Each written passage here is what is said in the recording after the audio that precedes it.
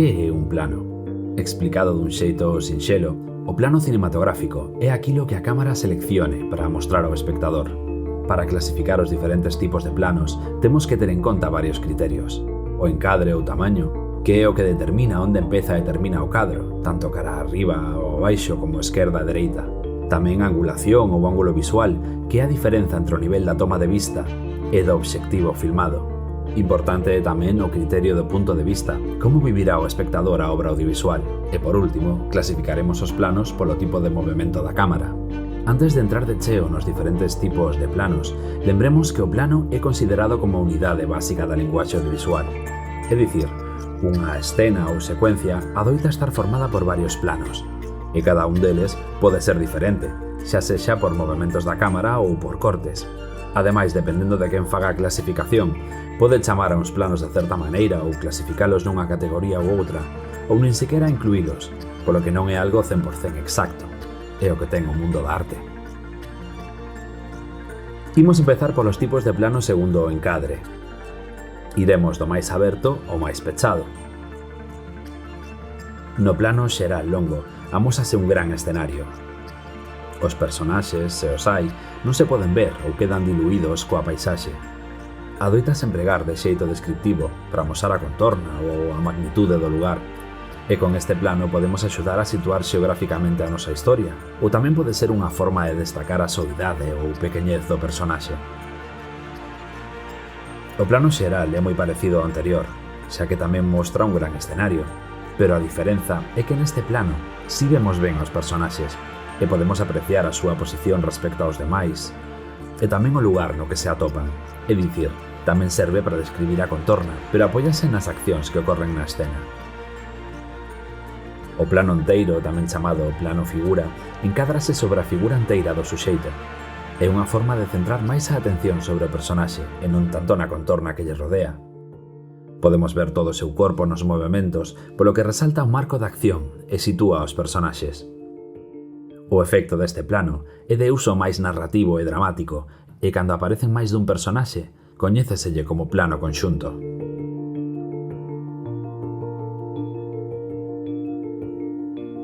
O plano americano, ou tamén chamado plano medio longo, ou plano 3/4, encádrase desde a cabeza do personaxe ata os xeonllos, aínda que ás veces pode ter algo de espazo por riba da cabeza. Chámaselle plano americano porque xurdiu no xénero western, onde se utilizaba para amosar aos personaxes desenfundando as súas armas das cartucheiras. Na actualidade, empréganse en diálogos complexos con moitos personaxes, xa que permite encadrar a máis de dous no mesmo plano. No plano medio, móstrase desde a cabeza á cintura aproximadamente, e adoítase usar para mostrar a relación entre dous suxeitos. É un dos máis habituais, xa que o espectador pode ver con claridade os xestos dos actores, polo que é bo para mostrar ao personaxe falando con moita intensidade, con grandes movementos ou para brindar información importante nun diálogo. O plano medio curto é moi parecido ao anterior, pero aquí encádrase desde a cabeza ata a metade do torso, aproximadamente. Con este plano, encadramos unha súa figura e centramos toda a atención sobre ela, independentemente da súa contorna. Pode empregarse para diálogos que implican proximidade. O primeiro plano cortaríase polos ombros, centrando a atención na cabeza do personaxe. É unha forma de mostrar as emocións e de xerar intimidade co espectador, xa que nos mostra de preto como está o personaxe a vivir esta escena. Adoítase utilizar nos momentos álxidos das escenas importantes, pero os directores tenden a dosificalos ao longo da película, xa que unha abundancia destes planos faría que perdese o seu efecto. O primerísimo primer plano é similar ao primeiro plano, pero moito máis pechado. É dicir, collese unha porción moi precisa da cara do suxeito. Este tipo de cadro reforza e empatiza as accións do personaxe e pode ter efectos de uso psicolóxico profundo ou de proximidade, creando reaccións máis íntimas.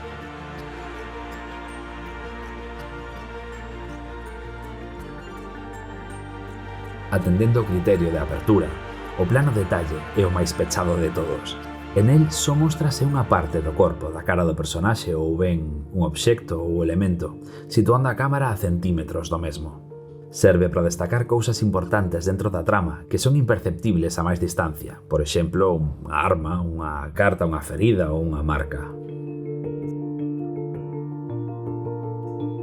Fora do concepto da apertura, tamén é importante describir o plano escorzo, chamado en inglés over shoulder, que vería a dicir algo así como por riba do ombro. A cámara sitúase detrás dunha personaxe, cunha angulación lateral duns 30 ou 45 grados, deixando ver parte das costas do suxeito. Normalmente úsase para conversacións entre dúas persoas, xa que tamén podemos ver a outro suxeito de fronte. O único elemento recorrente neste tipo de planos é a necesidade de mostrar o ombro, o pelo ou a orella para establecer a distancia que se atopan as dúas persoas. A seguinte clasificación de planos que poderíamos realizar atende ao ángulo da cámara. E aquí podemos distinguir entre 7 tipos.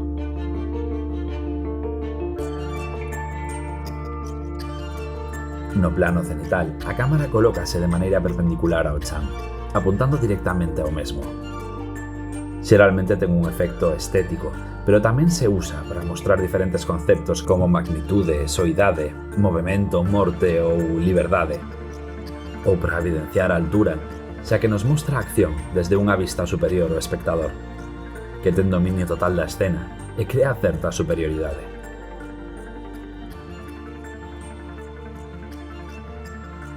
Neste plano, a cámara grava desde unha altura lixeiramente superior aos ollos, no caso dos suxeitos, ou da altura media no caso dos obxectos, e oriéntase lixeiramente cara ao chan nun ángulo duns 45 graus. Utilízase para transmitir inferioridade. Nesta escena dos Vengadores podemos ver como en plena batalla os superheróis ven chegar a moitos máis inimigos, así que pode transmitir debilidade, fragilidade, ou mesmo serve para ridiculizar a un personaxe, como é o caso de R2-D2, que ten ese aspecto cómico, aínda que tamén pode utilizarse para dar a sensación de que a persoa é máis pequena do que é ou que está situada máis abaixo.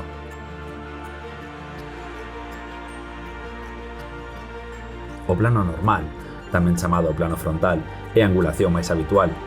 Nel vemos algo ou alguén completamente de fronte. É a angulación máis estable e dá un efecto de naturalidade ou normalidade, xa que é como vemos as cousas habitualmente. Como o seu nome indica, o plano contrapicado é o oposto ao plano picado. É dicir, a cámara sitúase a unha altura inferior aos ollos e inclínase cara arriba. Serve para magnificar o suxeito e darlle unha sensación de superioridade, poder, dominancia, intimidación ou para dar importancia aos personaxes. Tamén é unha forma de expresar que este personaxe está asomado ou que é máis grande ou alto. O plano nadir é o oposto do cenital. Isto quere decir que a cámara grava completamente desde abaixo. Non é moi frecuente pola súa complexidade, pero é moi útil á hora de aplicar dramatismo, dinamismo ou dominancia. No plano de perfil ou lateral, a cámara está a carón do suxeito, mostrando-o de lado. É moi habitual en conversacións, esteas de bicos ou para mostrar de forma máis completa o personaxe. Emprégase tamén para transmitir desconfianza, segredo, movemento ou para engadir intensidade. O plano holandés, tamén chamado aberrante, está inclinado uns 45 grados, aportando ao espectador un efecto de inestabilidade, ben sexa física ou mental.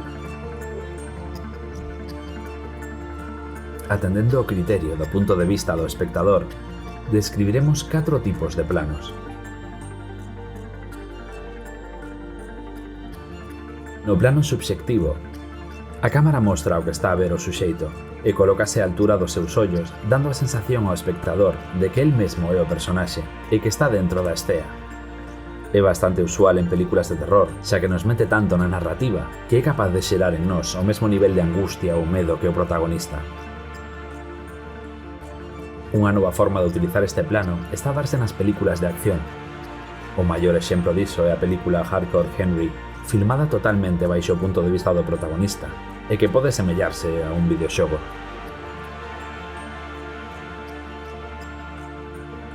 O punto de vista obxectual é moi parecido ao anterior, pero neste caso, a cámara sitúa o espectador desde o punto de vista dun obxecto, como se fose este que mirase a escena. Un bo exemplo deste plano é a intro da película O Señor da Guerra, onde seguimos o camiño dunha bala, desde que é creada ata que chega ao seu destino ao ser disparada.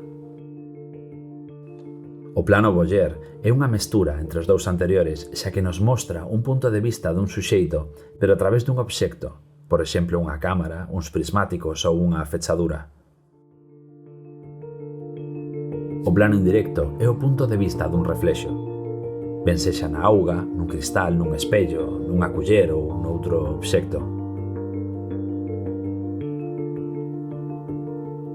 Atendendo os criterios de movimento de cámara, independentemente de que filmemos co trípode ou coas nosas mans ou nunha estructura de rodas, temos as seguintes dinámicas. O zoom, que implica que sen movernos da nosa posición e únicamente co uso da nosa lente, podemos abrir ou cerrar o plano dentro da nosa toma. Por outra banda temos as panorámicas, que implica que sen movernos do sitio e pivotando ou xirando sobre o noso propio eixo, podemos ter unha visión ampla da contorna. O traveling podería parecerse ás panorámicas, pero implica movimento da cámara, é dicir, a cámara desplázase, ben sexa diante detrás ou esquerda e dereita, para seguir a acción. Por suposto, tamén temos os planos estáticos, que serían aqueles nos que a cámara non amosa movimento físico, nen cambios na lente.